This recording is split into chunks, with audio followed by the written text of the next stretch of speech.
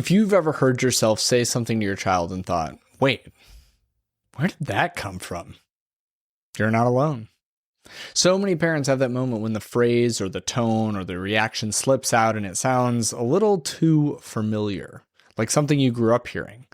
And then afterward, you're left wondering why it showed up, especially when it doesn't align with the kind of parent that you're trying to be. In today's episode, we're talking about why inherited parenting scripts sometimes resurface under stress. What's actually happening in our brain and nervous system when that happens, and why this isn't a sign that you're failing or turning into your parents. We'll break down why stress, fatigue, and early attachment patterns quietly take the wheel, as they say, and what it takes to respond differently in those moments when it matters the most. Let's get into it.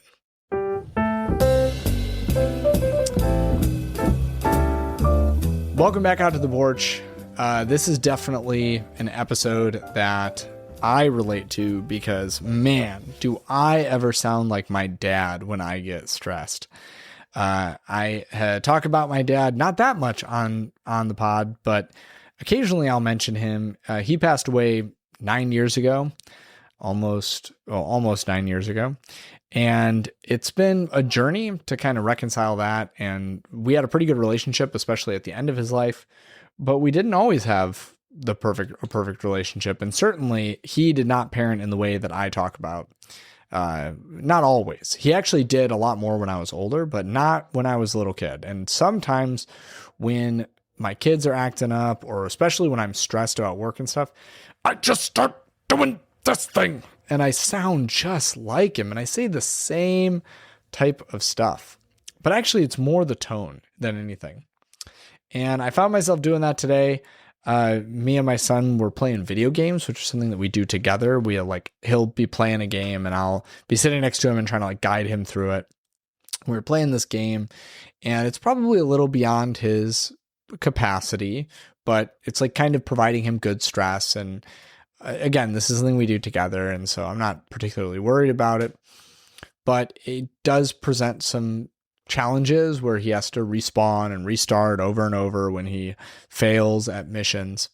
And this is, it's like a Mario game. It's not anything too big of a deal, but when he's playing this Mario game today, he just was not doing the right pattern of buttons that he was working on and that I had seen him do a million times, but under stress, it just became more challenging for him. And so he was struggling and we got so close to completing this level that he had been struggling on and this little sequence that he had been struggling on. And I know it's not the time when you'd think that bad parenting comes out, but it's a stress environment. I was being competitive. He was being competitive. We're not playing against each other. Remember, we're playing against the computer, but he's the one holding the controls, which is its own level of frustration because I just want to do it for him and he doesn't want me to do it for him. And he used to want me to do it for him, but he doesn't anymore. Now he just wants to do it himself. And he was struggling. And I was just press L and R together, press L and R together, press L. And I'm getting more and more frantic. Just press L and R at the same time. You're so close. It's over. You're just got to do it really quick and then you're done. And he was not doing it. He just panicked and finally he did it in the moment. And I was you're stressing me out, buddy. And he was I did not like that. I did not like how stressed you were. I did not that was not fun, Dad. Don't do that again. And I had to, apologize and say, yeah, that was not ideal. That was not good. And I give you that example because it just happened an hour ago, right? But I could give you other examples, probably not from today per se, but certainly from days previously where it just comes out. My kids say something and it's frustrating and I just snap. And it's not even it's in always the worst moments. In fact, I just shared, sometimes it's just in the moments where I'm not really thinking. And I say stuff to my kids that I just wish that, and like I said, it's mostly the tone in which I say things. I wish it wasn't a tone that I possessed, but it's something that I inherited. It's part of my journey. And so I've done a lot of work to know when I'm climbing the mountain. If you've ever attended one of my How to Stop Yelling at Your Kids workshops or Breaking the Yelling Cycle workshops, you've heard me talk about climbing the mountain. I've done a lot of work to try and catch myself when I'm climbing the mountain, but it's when those things happen out of nowhere now that aren't really, like I said, they're not really frustrating and like anger inducing. It's like they slip past my defenses and I don't realize that I'm escalated. And it's probably today, the reason why that happened this evening is because of other things that are going on. So just share something unrelated to parenting. My computer was filled up today, and part of it's that I've been recording so many podcasts, and the way that I record them, they're like 4 or 5 gigs when I record them. John, it's just audio. It's not that big of a deal. No, I record all these as video just so that someday, if I ever want to put them out on YouTube or something, I can. And I record them very high quality because I have the capability to do it. And so there's huge files. And then when I edit them, they're like huge again because I edit them in video too, so that I don't have to go back and do that someday. And so giving you lots of insights into what, how big my computer storage is. But basically I clicked one wrong button today and I froze up my computer. I accidentally downloaded like a patch of files that completely exhausted my storage. And then in trying to fix it, I accidentally deleted basically everything related to Whole Parent that I'd worked on for the last 3 years, forever. And some of the stuff I had saved other places or whatever. And you might say like, John, isn't this all backed up? Like some of it, but I haven't done that as much as I ought to. Certainly have not been nearly as diligent as I need to be. Partially it's because the way that I have stuff, way that I back stuff up, usually I bypassed like my safeguards in order to do this. And I was just kind of being cheap. I just didn't want to pay for additional cloud storage. And that really psyched me up. I also have had some issues with the marketing company that I've been working with. So there's a lot of like unrelated to parenting stuff that has come out and has reared its head. And I think that's sometimes why I can go 0 to 60 on really simple, easy things, is because that's all going on behind the scenes. So anyway, I want to jump in. I know that that's been a super long intro. I want to jump into our first question. It comes from Mary. And I'm going to kind of go quickly today because I don't have a lot of time to record, but I think that maybe that'll make me answer these questions in a little bit more of a succinct way. So maybe it's a good thing. My first question from Mary says, I keep catching myself saying things like, I swore that I would never say. Literally hearing my mom's voice come out of my mouth. Stuff like, I'm not asking, I'm telling. Or, what's wrong with you right now? Which I hate. And then the second it's out, I feel sick. It's usually at the end of the day when everyone's loud and I'm touched out and my 5-year-old is asking 900 questions and my 2-year-old is melting down on the floor and I just snap.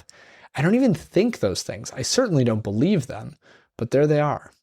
Is this just what happens when you're tired, or does this mean that I'm secretly more like my parents than I want to admit? Mary, do you know that in Hebrew and Aramaic, the word Mary, the name Mary, well, it's not actually Mary, but like the name that we translate into Mary from the Bible means bitter. And I don't want you to be bitter, Mary. I do not want you to be bitter because it is not what you believe. And it's not that you're more like your parents than you think.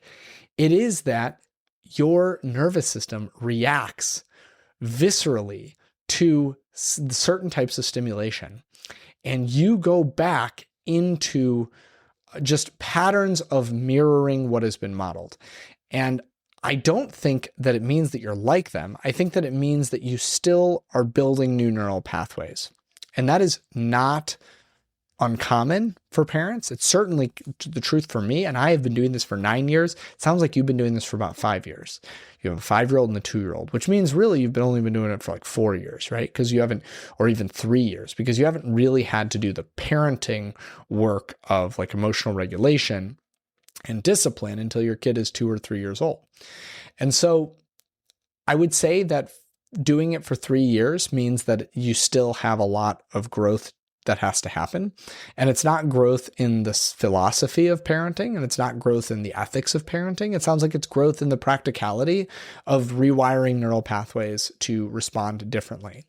And so I have a brain hack that you can use, that I use, because this is almost exactly what I was talking about in the intro. It's almost exactly what that I talk about all the time in Break the Yelling Cycle.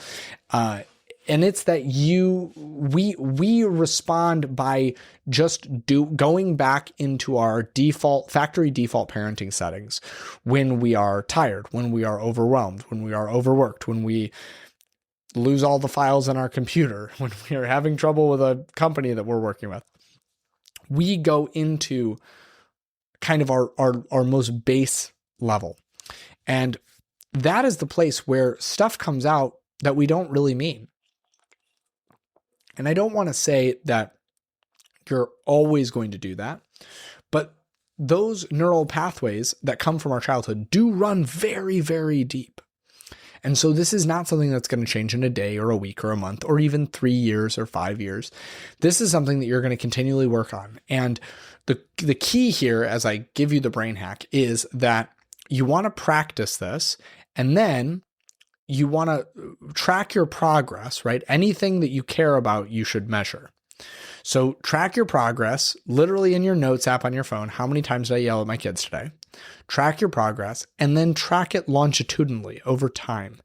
And what you'll notice is that you're not going to stop yelling at your kids altogether in the first day with this or with anything. But when you look back, you'll realize, boy, I yell a lot less. Also, important to note is that your kids are at an age where you now have 2 kids who are triggering you. And this means that there's twice as much to be triggered about.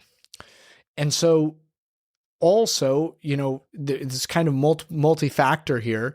It's not only that you are going to get better at being triggered and respond, also at the same time, there are going to be more things that trigger you. So it's going to be just a dance of retraining your nervous system to respond differently.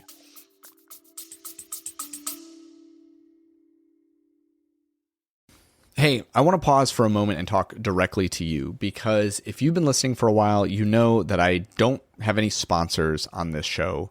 I have done very few ads. I take the ones that I get, but the truth is this podcast actually costs me money to produce. It takes time, it takes me getting childcare, it takes equipment, and it's something that I do genuinely because I believe in helping parents feel less alone and more supported. It's like social media videos that I make. I don't make money off of those. I don't make money off of my email list. And so if this podcast or any of those other things has helped you have that moment of like, oh my gosh, I'm not failing, my kid's not broken, I can actually do this, and have that confidence to parent consistently with brain-based techniques or evidence-based strategies, I want to gently ask you to consider supporting the show on Substack. It's completely voluntary. There's no paywall. There's no real exclusive content that you're missing out on. It's just a way to go in and make the podcast sustainable. Think of it like tossing a few dollars in a hat for work that matters to you, for conversations that you want to keep alive in the world. If you're the type of person who puts $1 or $2 in a tip jar of a barista that you really like, if you're the type of person who throws $5 in the case of somebody busking that's playing music in the subway, this is that. Except you're doing it online on Substack for a podcast that I try and put out basically 5 days a week, which is a huge undertaking. Every single one of you who chooses to contribute actually makes it possible for me to keep doing this work week after week, episode after episode. So if that's something you want to do, the link is in the show notes. Again, it's on Substack. And truly, I want to thank you just for giving me the time and attention to even consider this. It is the reason that I am able to keep doing this. All of the money that goes into the podcast basically just gets put back into producing the podcast. I do this because I love it and I want to get back to doing that. And so that's the end of my little pitch. Please, please, please consider it. I love doing this work. I love making these episodes, and I want to get back to doing that right now. And that is a challenge, but it is totally a challenge that you are up for. And I can just tell by the way that you're saying this. So just understand, first and foremost, you're not your parents. and because of neuroplasticity, I should have said that earlier, because of neuroplasticity, your brain is not fixed. You can grow in this way.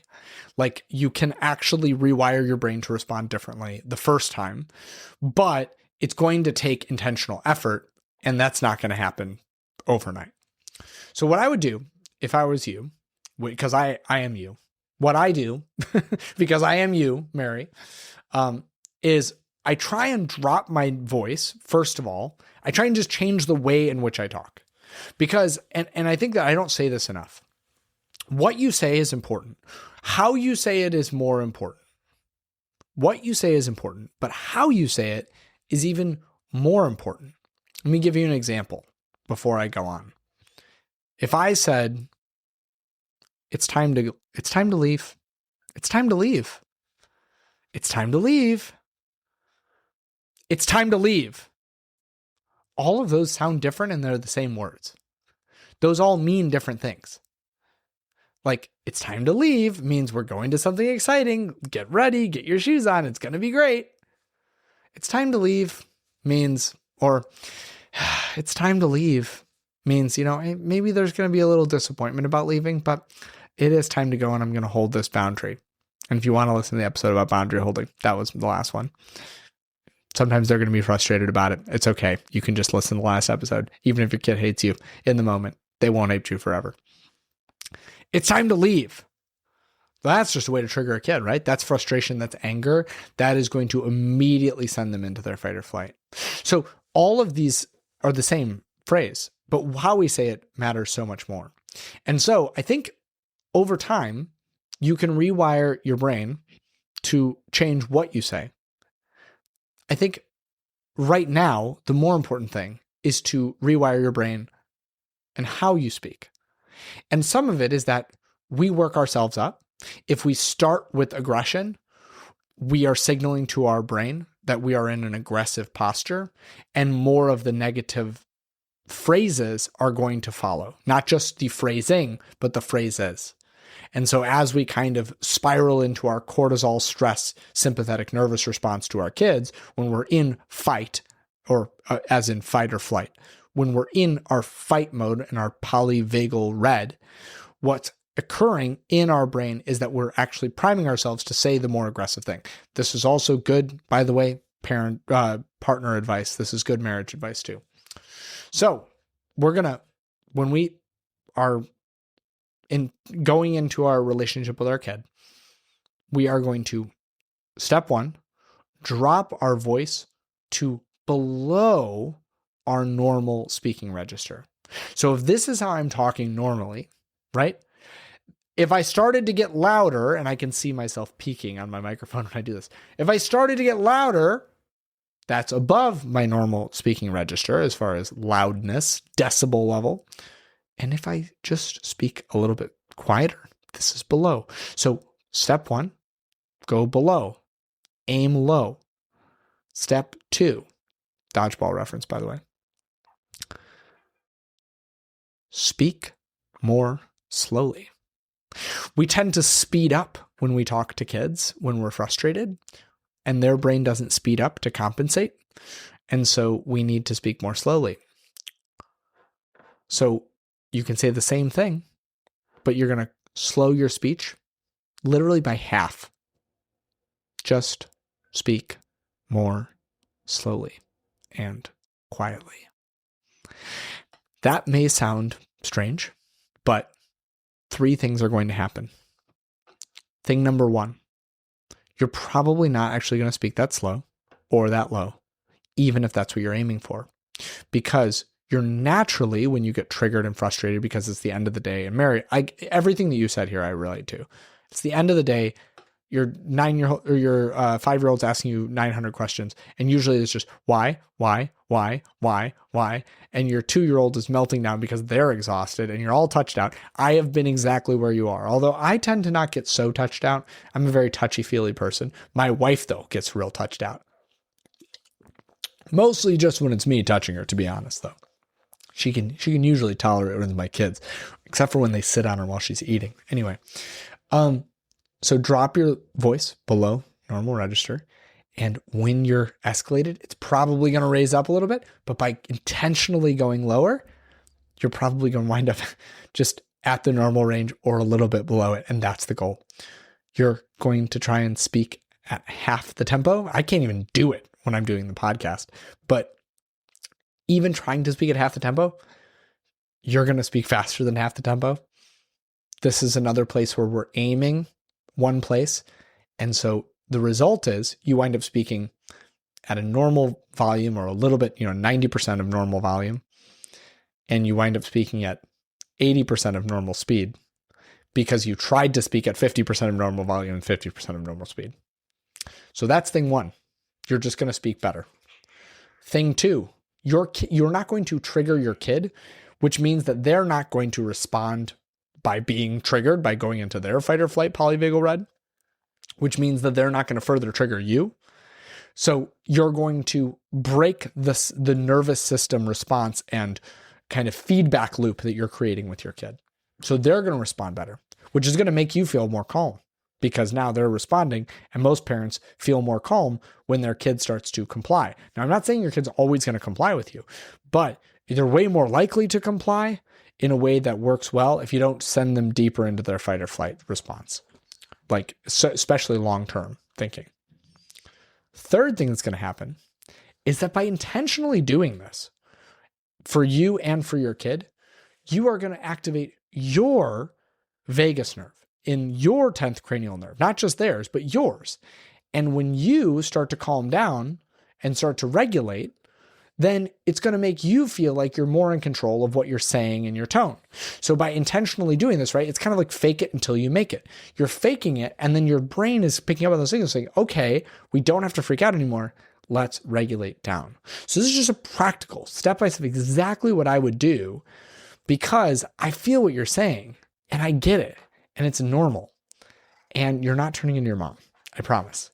But you are still going to say the same stuff sometimes because that's your factory default settings. None of us get to choose our factory default settings. We only get to choose what we do with it. Good news, we get to rewire. That's called neuroplasticity. And how do we rewire? Exactly what I just told you. Okay, next question comes from Jason.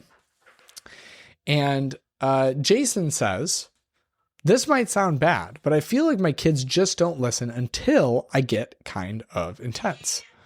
I don't want to yell, but also when I talk calm, they just ignore me. Then I hear myself sounding like my dad, real sharp, real serious, and suddenly they're paying attention. I hate it, but it also works.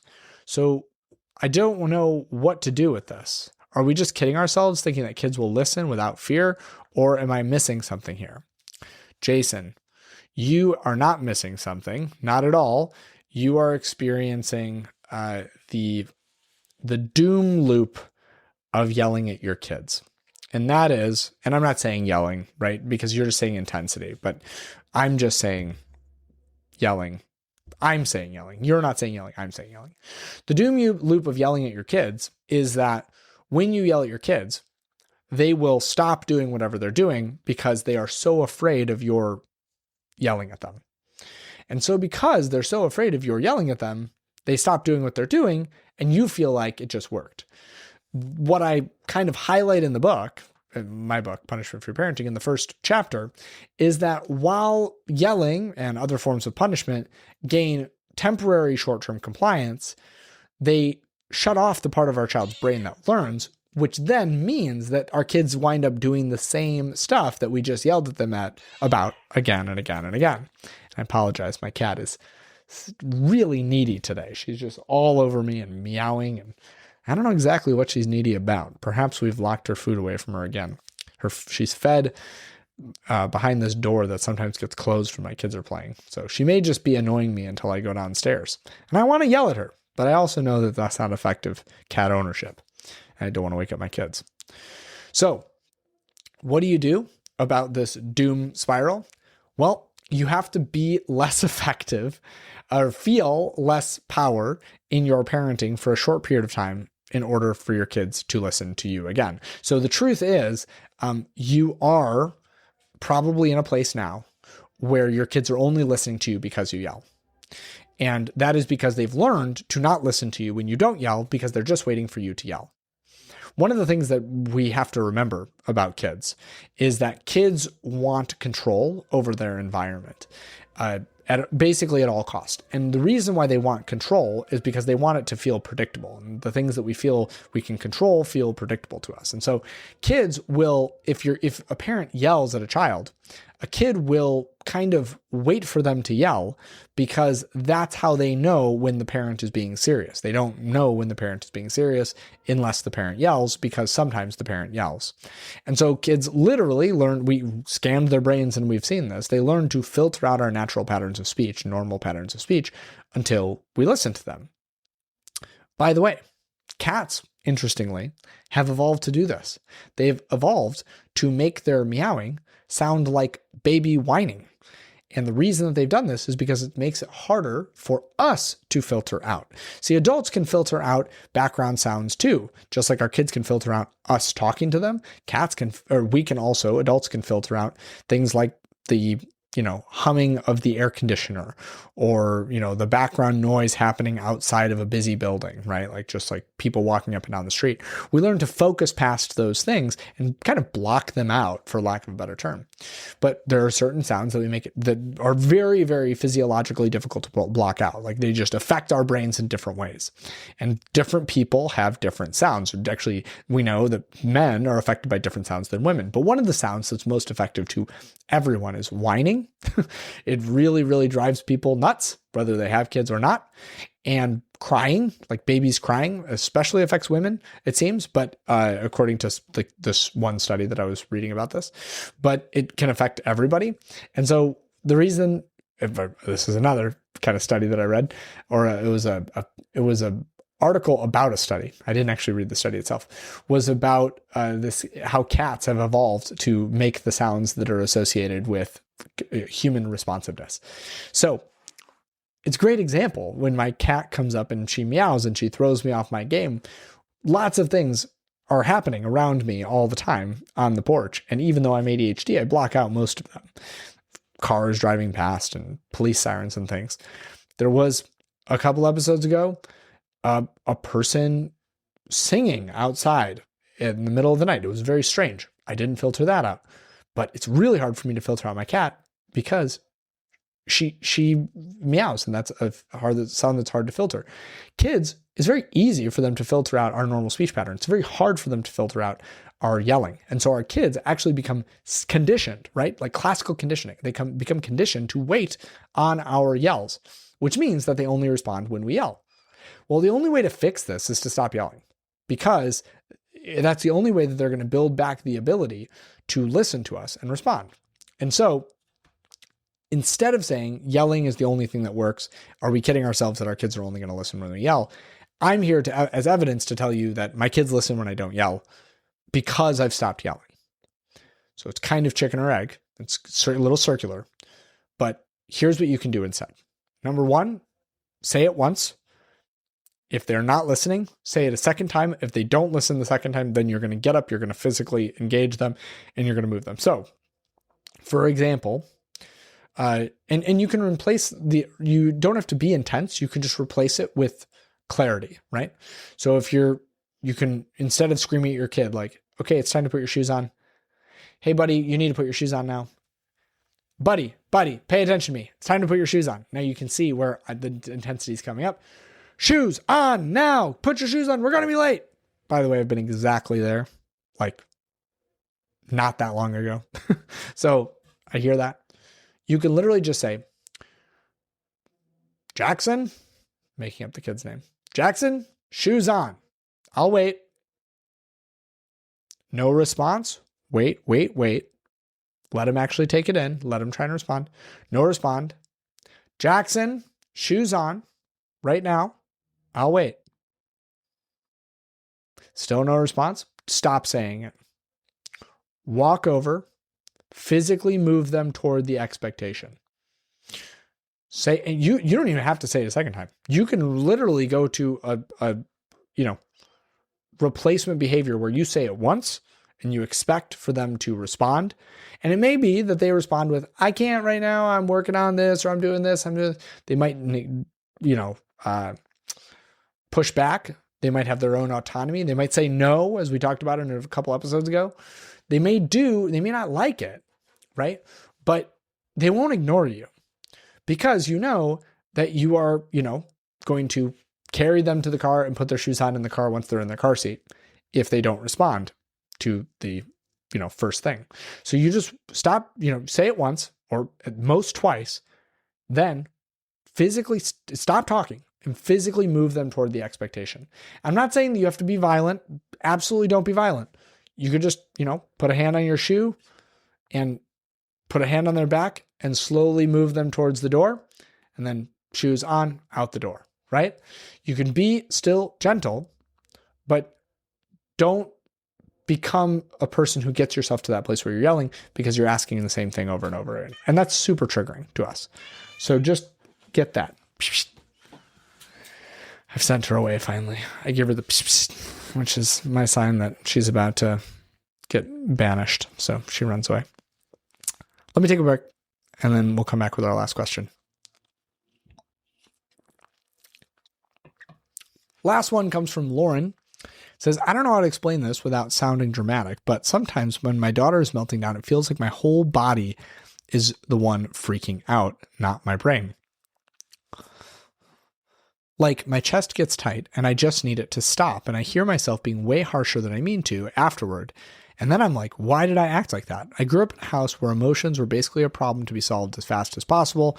So maybe that's it. I don't know. Is there a way to stop the reaction before it takes over? Because by the time I'm there, it's already too late. Yes.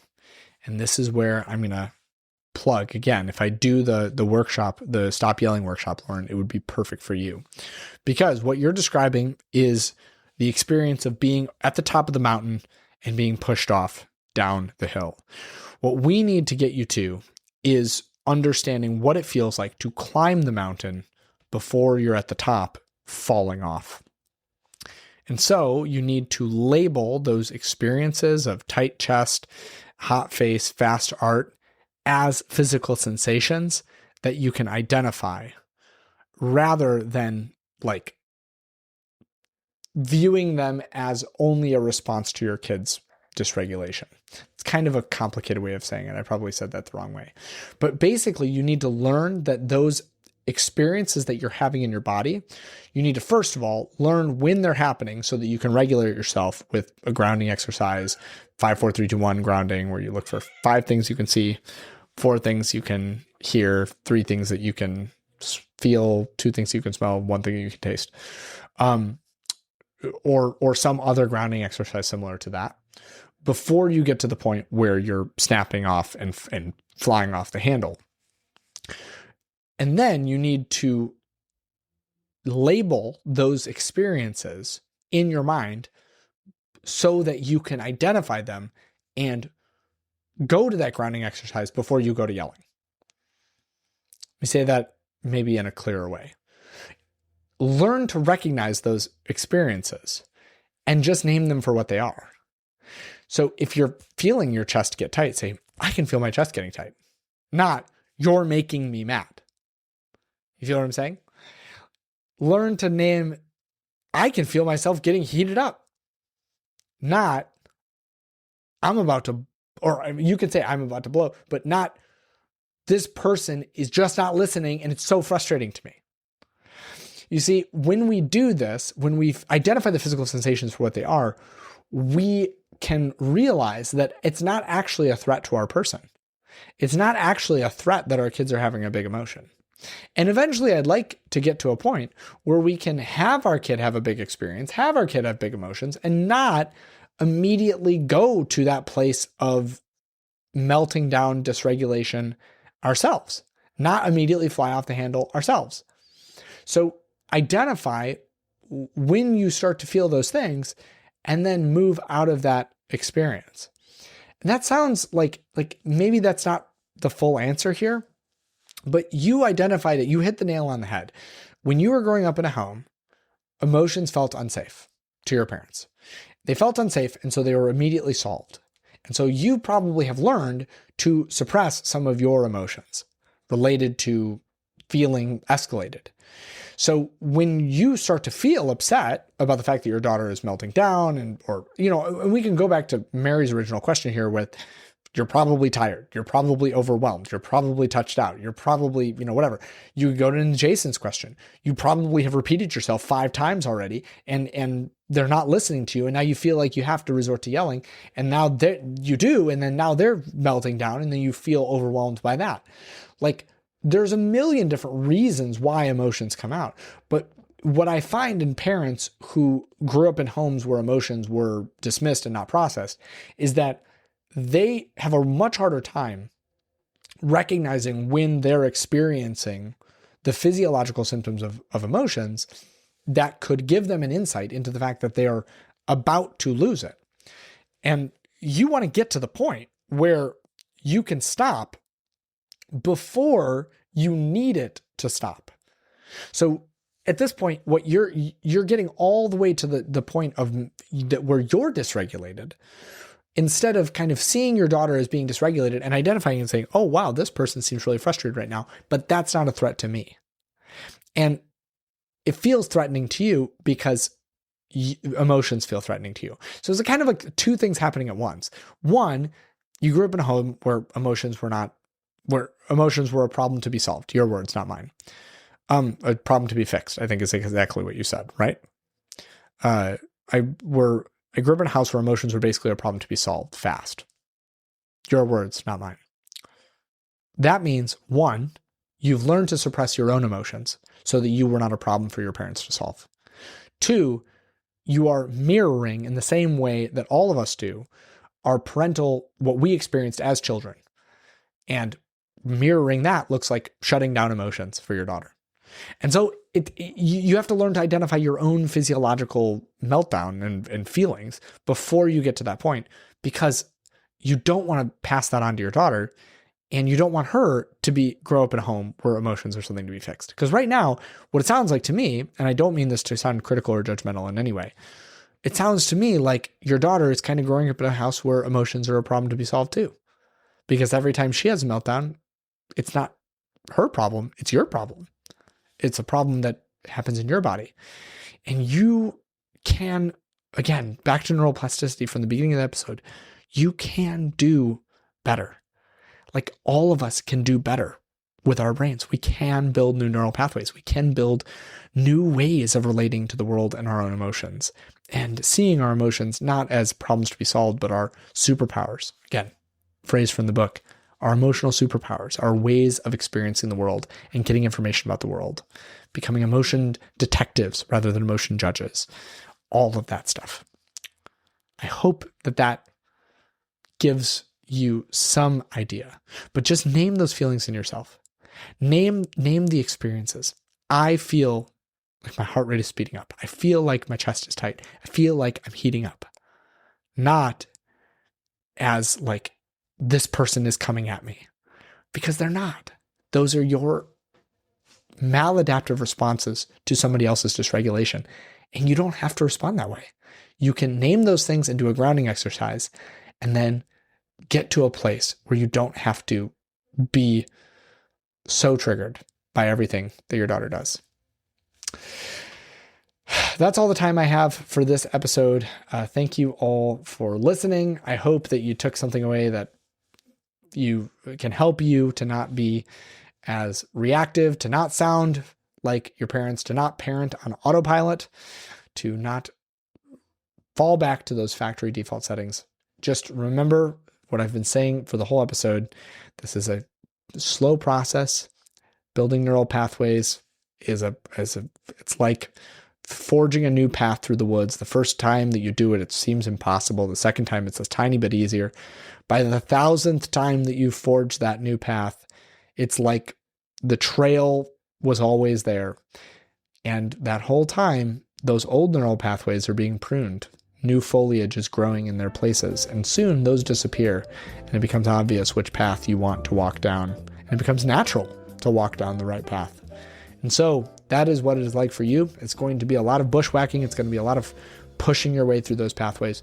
But I promise it's worth it. You'll get there. That's what I got for you today. Bye for now.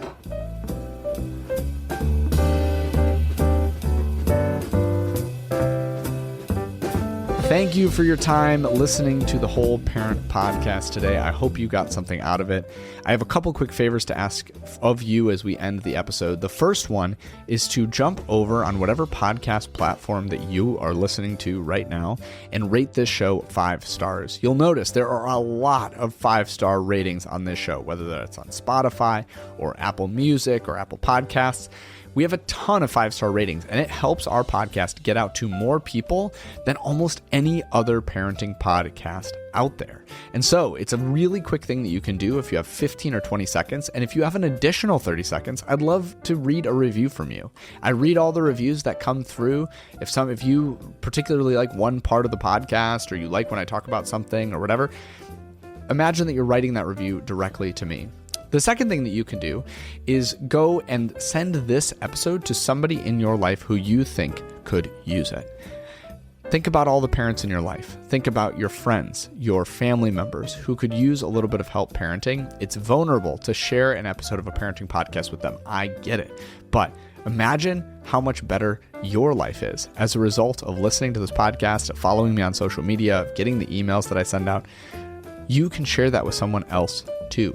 And so I encourage you, just go over, shoot them a quick text, share this episode with them, or share another episode that you feel like is particularly relevant to them. The last thing you can do is go down to the link, show notes at the bottom. And like I said, in the mid-roll, you can subscribe on Substack. It's $5 a month or $50 a year. I don't have that many people doing it. And yet the people who are doing it have made this possible. And so if you like this episode, if you like all of the episodes, if you want them to continue, the only way that I can keep making them is through donor support, free will donations to the podcast.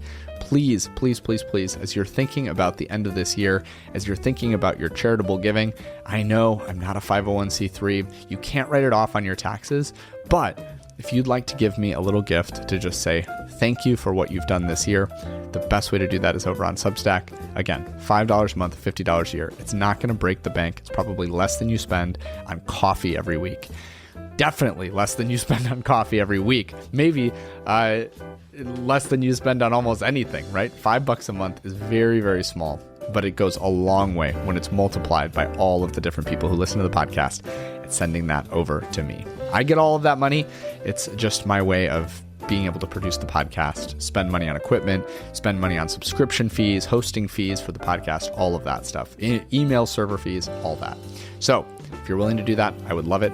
Thank you so much for listening to this episode, and I'll see you next time.